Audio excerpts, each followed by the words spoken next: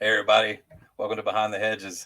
I don't know when you're going to be watching this video, but tonight we're going to be talking a little bit about Texas A&M and new faces that are going to be joining their program.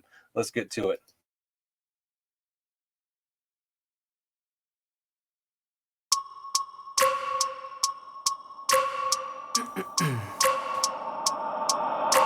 I wake up every minute with the fever dreams. I push my mind to a limit where it needs to be. I work blind, got vision I don't need to see. I'm picking. Welcome back, everybody.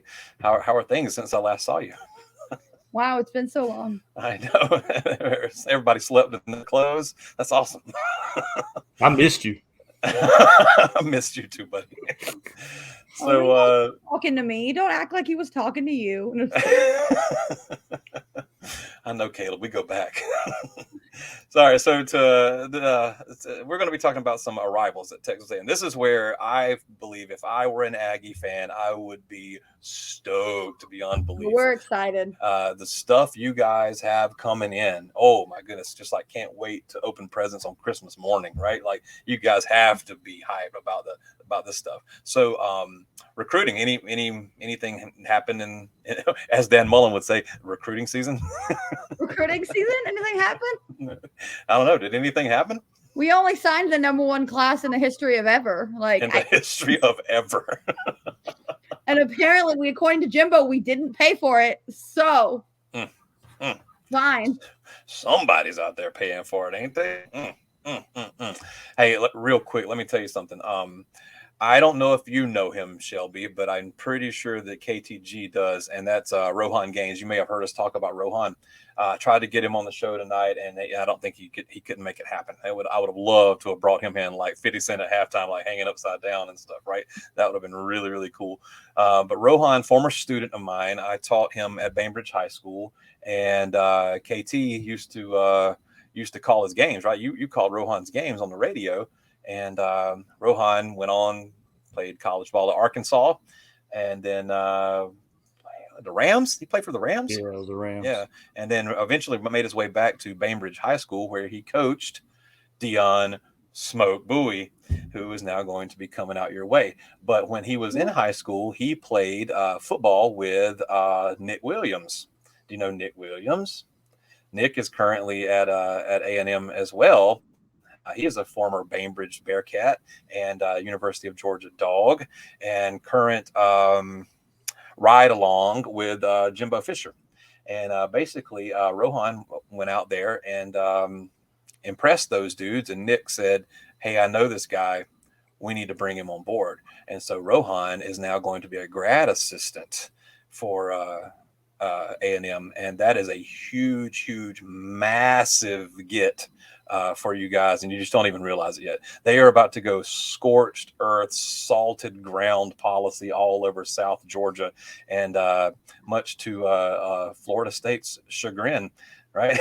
So when Jimbo left there, he said, "This place will never, ever bear fruit again. Watch this." And I frankly love it. So, and he's going to cast out enough diesel down there killing those crops that it's going to affect Florida, and it's going to affect Georgia. It's going to, if Jimbo can recruit like this, it is because of the people he surrounded himself with. All right, he's done a really, really excellent job, and some of us who look behind the curtain periodically are taking notice. It's kind of scary. All right, and we all know Texas got money, and things big in Texas, right? And so if people want to complain about buying a class or whatever and saying like that's not, look, it's legal, it's on the up and up, right? Like I'm with it. All right, if you can do it, because if you don't do it, somebody else is doing it. I promise you, right? And I promise you, Nick Saban ain't gonna flinch. Kirby ain't gonna flinch. You better drop the pedal down, right? And you better go full speed, because there's only one way, and that's up. Okay, so recruiting, awesome. Transfers, I think that, let me put this back up there for just Max a second. Johnson is our only one, I believe. Yeah, he was, if not the only, at least the most notable, right? I believe, as far as I know, he's the only one in this class. We ain't letting Tiffin it up in here. Oh my goodness! Well, actually, this is what I want to do. Hold on, I gotta Google up something. This always makes for good TV when I have to look something up. All right, so If you listen to SC Bias, you'll hear me all the time. Hold on, I gotta Google it. Give me a gotta second. gotta Google a thing. So I'll share this screen here, just so we can. Yeah, there we go. Okay. So yeah, so just taking a look here. Um, there it is. But I want to look at this overall because this factors in recruiting as well as transfers. Okay. Um, here's a little bit of trivia for you, Shelby. Um, only one SEC team has not taken a player out of the transfer portal this year. Can you name that team? Is it gonna be Georgia? Because I'm assuming that's the only reason that you care. The what? The what? The G is all that you can. Yeah, so it is Georgia. Georgia's the team who has not taken a player out of the portal yet. It turns out if we covered this on last week's show, we got 92 guys that we have to trim down to 85 guys. So we're probably going to see some more guys hit the portal before it's all said and done. But anyhow, there you go. There's your 2022 incoming class rankings now. A&M there with a 330. Alabama with 226, which ain't far off. All right, let's be honest. That 226 is breathing down the neck of 330. Georgia's back a slight bit with a 316, and then Ohio State is on down there 300. And everybody else can go on and suck it. I didn't realize actually that LSU had crept up so good there, but 4 out of the top 6 are SEC schools, so there's no lack of talent in the conference as per usual. You guys notably, and help me out here, you guys notably signed a monstrous defensive line class. Yes, and it's because of who we're losing. We talked about it earlier. We're losing a bunch of defensive line, but I see 1, 2, 3, 4, 5, 6, 7 defensive linemen and or defensive ends. Yeah. So, like, thank you, Jesus. Yeah, and we're not talking about just defensive line. We're talking about like blue chip, top notch defensive linemen, like the best of the best of the best, right? I think I was counting it up last night, and I want to say that Georgia, Alabama, and Texas A&M signed something like 29 out of the top 50 players in the country. Yeah, wouldn't be surprised. That is absolutely ludicrous. And there was something like 38 of the top 50 players in the country went to SEC schools. So and that's not surprising. Not surprised. Sometimes, what is it? It just means more. Isn't that? Isn't that the same? You know? It just means more. Yeah. So everybody else can talk about the mythical recruiting national championship and all that. But the fact of the matter is, since the inception of the college football playoff, every school who has signed a number 1 recruiting class has won a national championship, with the exception of Texas A&M, who just signed the number 1 recruiting class, right? So it's Fingers on you guys, crossed, right? Please. What's that? Fingers crossed. It's been how many years? It was we hadn't won in 41 years, and y'all were on a 41-year drought when we won. 82 years since the Aggies won one. Good gravy. I think Adolf Hitler was still alive when you guys won one. That is a true statement. Yes. Ooh, there had never been an atomic bomb dropped when you guys won it. Man, I'll take it, but it's okay because we didn't lose to Kansas in football twice. How about that, Shorthorn? Once in Austin. To a kid who had never caught an offensive pass in his life. Okay, thank you. Yeah, so you told me that you had some new coaches that were coming in that you were excited about, right? We do. I don't know how I feel about DJ Durkin. He's our new defensive coordinator. It took them forever to announce it, which was really weird to me. And I know he's got some baggage that's coming with him, and I don't know. Where's he coming from? Remind me. I know his name, but I just Ole Miss. Okay. We stole him from the Rebels because they you know what they say: if we can't beat them, steal their coach. That's what we always do. Look at A&M baseball. We still TCU's coach. If you can't beat them, still their coach. All right, so Durkin's coming over, and he's going to be DC for you guys? The co-defensive coordinator with our linebackers coach, who is really good. And apparently the only way we were going to keep our linebackers coach is if we made him co-defensive coordinator. All right, I see. Sweeten the pot. Yep, okay. And who's going to be the new O-line coach? Steve, I don't know how to say this guy's name. It's Steve Adazio. Steve Adazio. Oh yeah. He was a head guy somewhere, wasn't he? That's a good question that I don't know the answer to, because all I know is that we picked him up. I think he came from Colorado or something like that. He was the head coach at Temple, Boston College, and Colorado State. Yeah, he was last at Colorado State. Do you know who the social media manager is at Colorado State University? I do not. She is my sister-in-law. Oh, there you go. Yeah. Wow. And they used to. That's where Bobo was, right? Wasn't Bobo out there head coach for a little while before Adazio? So you guys got Adazio, we got Bobo. Yay! Colorado State. Party time! Suffering at Fort Collins, and Fort Collins has delicious burritos, so it's a fair trade, right?